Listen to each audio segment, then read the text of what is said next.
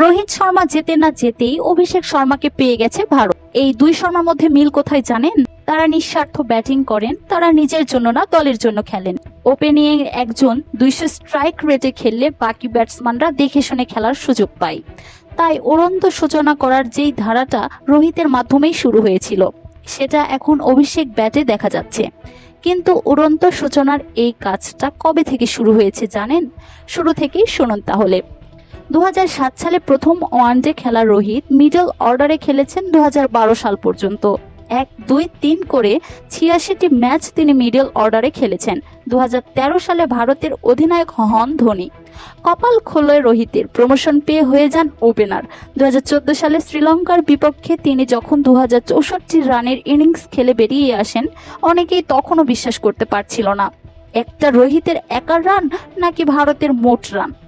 ওই সময়টা রোহিত তুলনামূলকভাবে হালকা শরীরের ছিলেন। 2025 থেকেই 30 ওভার খেলে পরিকল্পনা নিয়ে ক্রিজে থাকতেন। এভাবে 4-5 বছর চালিয়ে গেছেন। পরে বুঝতে পেরেছেন অপ্রচক পরিবর্তন আনতে হবে, কেননা সময়ের সঙ্গে সঙ্গে তার হিটিং অ্যাবিলিটিও বেড়েছে, স্টামিনা কিছুটা কমেছে। তাই রোহিতের টার্গেট হয়ে যায় পাওয়ার প্লেন প্রথম 10 ওভার। এই 10 ওভারেই রোহিত ভারতকে নিরাপদ জায়গায় রেখে যান। সবার দ্বারা এই কাজ সম্ভব না, এজন্যই চাই ছাড় দেওয়ার মানসিকতা। রোহিতের সেই মানসিকতা আছে। রান 47, একটু দেখে খেললেই ফিটফাট। কিন্তু রোহিতের অত সময় নেই। তাই তো দিন শেষেও শুভমান গিলেও আর কোহলির সেঞ্চুরি নিয়ে মাতামাতি হয়। রোহিত আড়ালে থেকে যান 29 বলে 45 বা 31 বলে 48 রানের। নিঃস্বার্থ সব ইনিংসের কারণে একই ঘটনা অভিষেক শর্মার ক্ষেত্রেও ঘটেছে। যদিও অভিষেক এখনও ওয়ানডে ক্রিকেটে পা রাখেননি। কিছু ভারতীয় ক্রিকেট বিশ্লেষকদের মতে অভিষেককে নাকি বল দেওয়া হয়েছে, টি-20 200 স্ট্রাইক রেট ব্যাটিং করতে হবে। অভিষেক সেটাই করেছেন। তার কাছে প্রত্যেকটা বলই যেন ফ্রি হিট। ইনিংসের প্রথম বলে তিনি ছক্কা হাঁকাচ্ছেন। বোলারকে টার্গেট কত, পিচ কেমন, অভিষেক কিছুরই তোয়াক্কা করেন না।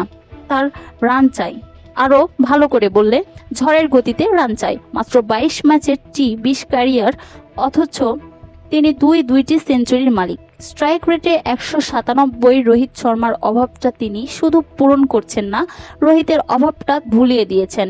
অভিষেক ঠিক কোনো ধাতুতে গড়া, তা একটা পরিসংখ্যানে স্পষ্ট হবে। আন্তর্জাতিক টি-20 অভিষেক মোট 396টি বল ফেস করেছেন। এর মধ্যে ছক্কা হাঁকিয়েছেন 58টি, 4 মেরেছেন 69টি, অর্থাৎ 4 ও ছক্কা প্রায় সমান। প্রতি 6 বল খেলে তিনি একটা করে ছক্কা হাঁকিয়েছেন।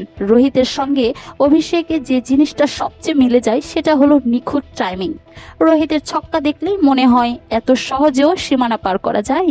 আসলে বোলারের হাত থেকে বল রিলিজ হওয়ার সাথে সাথেই হিটম্যান বলের গতিপথ বুঝে ফেলেন, ফলে তার বডি মুভমেন্ট অন্য ব্যাটারদের তুলনায় কিছুটা আগে শুরু হয়ে যায়। এজন্য তার ছক্কাগুলো দর্শকদের কাছে সহজ মনে হয়।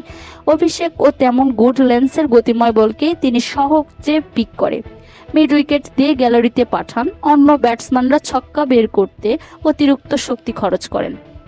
রোহিত অভিষেক এর উল্টো। ক্রিকেটের একটা কথা আছে, power is good but timing is everything. Rohit অভিষেকরা এটা অক্ষরে অক্ষরে মেনে চলেন। পাওয়ার প্লেতে অভিষেক 20 বল খেলা মানে ম্যাচ ভারতের পক্ষে চলে আসা। এক পাশে গিল সঙ্গে দেন, অন্য পাশে অভিষেক ঝড় তোলেন, ঠিক যেন জুনিয়র রোহিত কোহলি। 2027 বিশ্বকাপ খেলে হিটম্যান রোহিত অবসরে যাবেন। হয়তো সে জায়গাটা নেবেন আরেক শর্মা, অভিষেক শর্মা। রোহিতের মতো তিনি 20 বলে 45 করেও দলকে উড়ন্ত সূচনা এনে দেবেন। প্রকৃতি নাকি শূন্যস্থান পছন্দ করে না। আসলে ভারতীয় ক্রিকেট কখনোই শূন্যস্থান পছন্দ করে না। স্বর্ণের বিকল্প হিসেবে তারা হীরকখণ্ড পায়।